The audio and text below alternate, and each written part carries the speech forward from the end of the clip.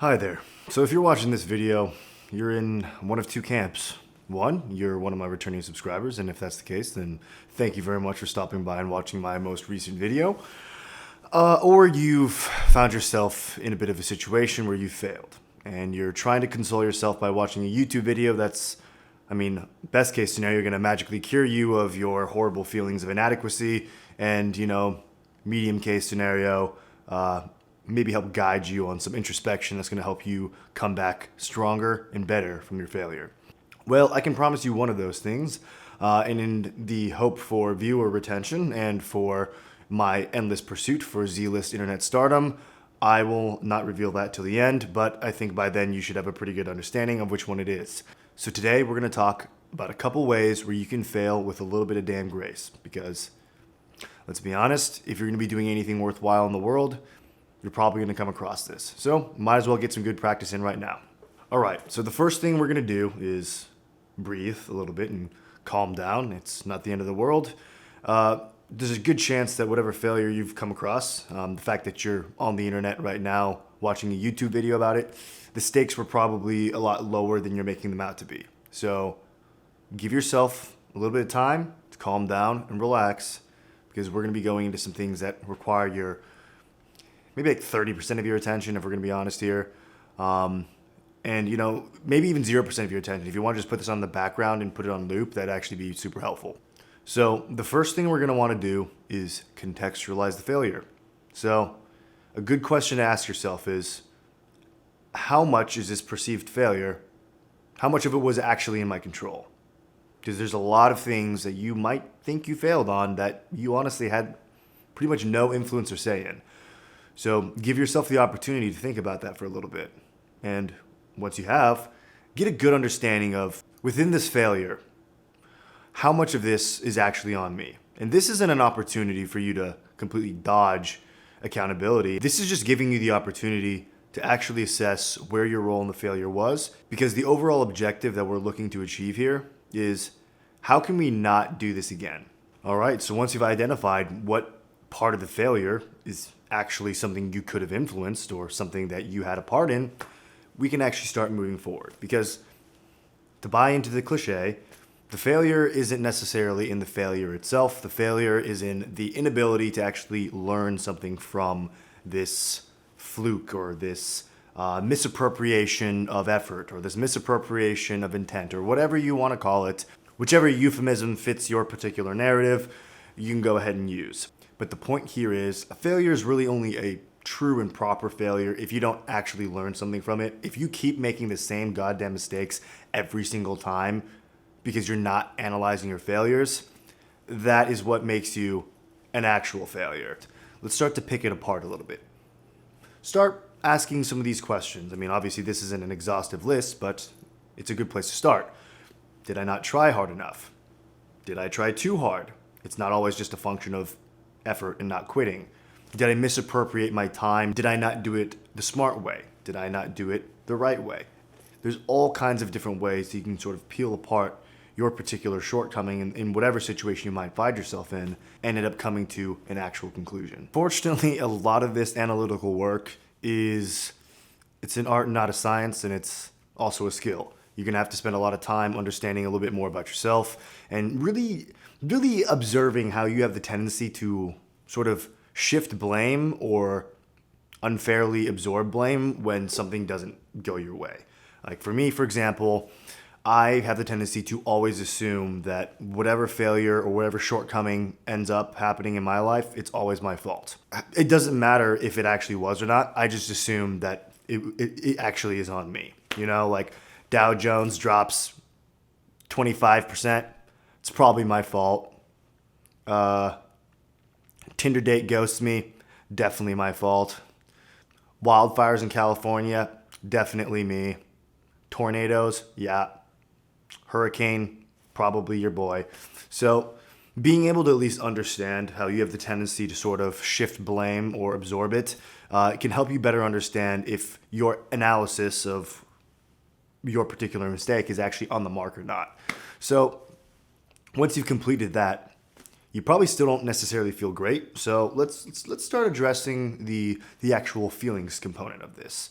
So there are two considerations I think are important to look at here. One from the actual proper, like, let's make you feel better about yourself scenario. And then another one that's a little bit more pragmatic. First of all, ask yourself this. Is this failure making you feel bad because the consequences of it are tangible and bad things have happened to the material world around you or to people that you love? Or are you upset about it because this image you have of yourself and the way that you feel about yourself, your self-esteem, your ego is bruised? Because those are two very, very different things. And it's worth at least investigating that before you move on. Now, if it's the first case, unfortunately, there's going to be a lot of work that you have to do, or you just have to make amends. You have to fix what you broke, and that takes effort, and that is outside the scope of this video. But the second one, that's a little bit more manageable. So, if you're thinking about it, you feel that your ego is bruised. You feel that, well, I didn't get into this school, so I'm a failure. Or I did really poorly on this test, so I'm a failure. Or any number of things that might make you feel like you fell short. It could be high stakes, it could be low stakes, but it always comes back to how you really feel about yourself and how you think people are actually looking at you and appraising you as a human being. But these failures and setbacks are often an opportunity, essentially, to help contribute to, I suppose, if you want to call it, like a meaningful backstory. Everybody likes a good origin story. You know, superheroes aren't cool without a sweet background, right? I mean, there's a reason why the Green Goblin sucks is because he's a rich kid with a trust fund. That's not cool. But Peter Parker, that's a whole nother story. I think a helpful way of looking at your failure is understanding how a setback might positively influence the way that somebody else might talk about you or talk about your character, if that's the concern. It's hard to say somebody has grit, and it's hard to say somebody has really strong work ethic and a don't quit attitude when everything they've done is smooth sailing. If somebody's never failed, it's very hard for them to say, I know that they have the capability to overcome setbacks and not quit. Because if everything's easy, then of course you're never going to quit. If you always win, of course you're never going to quit. So if anything, these setbacks are an opportunity for you to prove your character, to prove your grit, to prove your discipline, your commitment to something. Because if everything is going your way, of course you're going to stick with it. And do you want to be recognized as the person who is just constantly achieving? But if it came easy to you, is that nearly as respectable? Don't get me wrong. There is some value to saying, oh, well, of course, that person succeeds at everything they do. But damn if it isn't a little bit boring to listen to. Okay, so from a pragmatic and a logical standpoint, let's look at it another way. So let's say you're in this magical position where you have never failed at anything. You've never had a setback, sky's the limit, everything's gone right. So let's just imagine for a second that that's your scenario. What do you think of these two cases is more probable? That you're just that good, that despite trying to pick up all these new skills and try all these new things, you've just never failed at it? Or do you think you have completely constrained yourself and really limited yourself to domains where you're certain you're going to succeed and you never go outside your comfort zone and you never actually aspire to do anything that's beyond your capabilities because you're afraid to fail? What do you think's the more likely in those two scenarios? I think we all know. So if you are failing, that's probably a good thing. And I talk about that in my other videos too. Resistance is a great indicator that you're actually pushing towards something meaningful and you're not basically just wasting your time. Another great thing about failure is it actually lets you help people.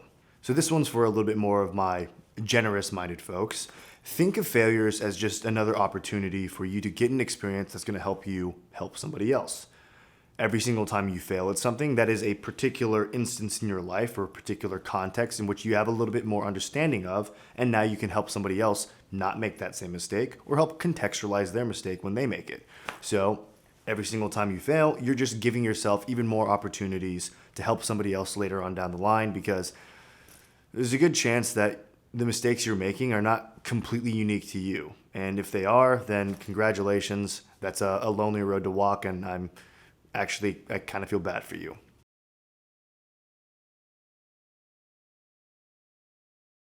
We're going to leave off on 2 exercises that I've found to be helpful, and hopefully you find to be helpful as well. So the first one, essentially I'm just going to ask you a question and give you 5 seconds to answer it. And if you can answer it within 5 seconds, then that's pretty good. But there's a good chance that you won't be able to. And this is really more or less just to drive a point home. Let's just do it. So, when was the last time you learned something meaningful from a success?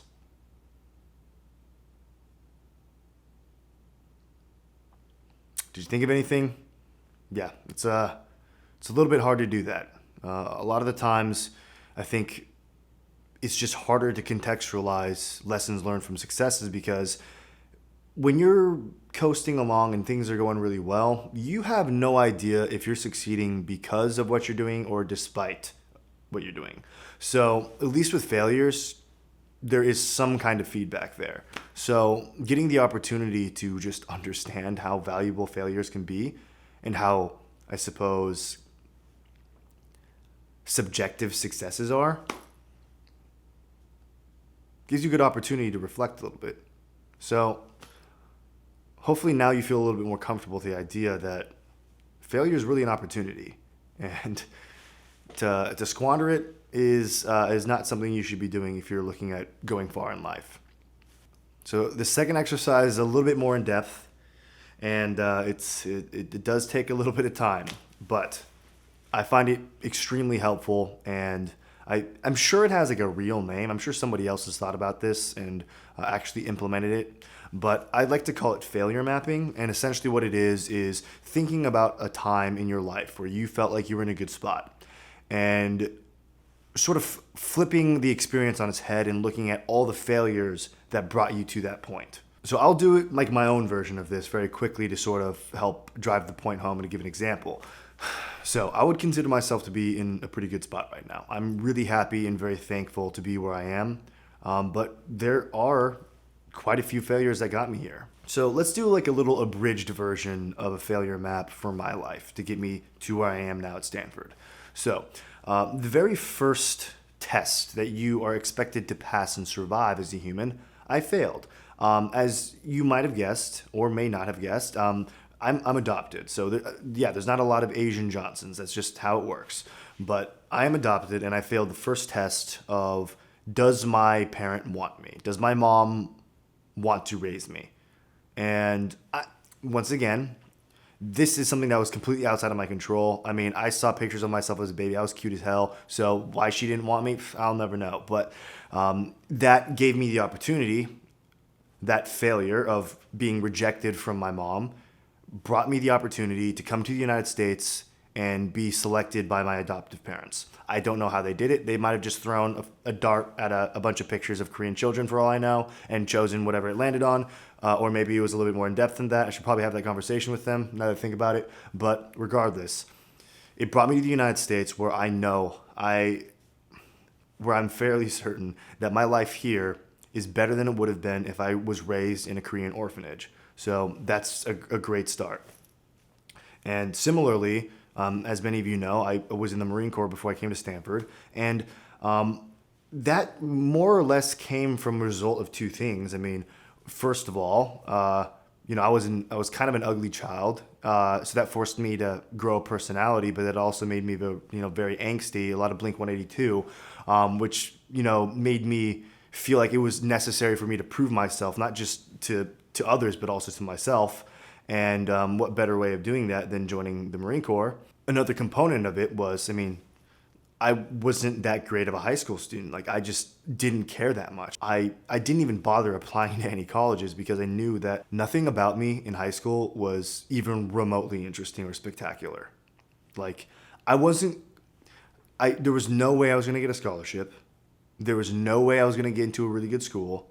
And I was absolutely not going to bankrupt my parents so I could puke after drinking 1 Smirnoff Ice. So college was completely off the table.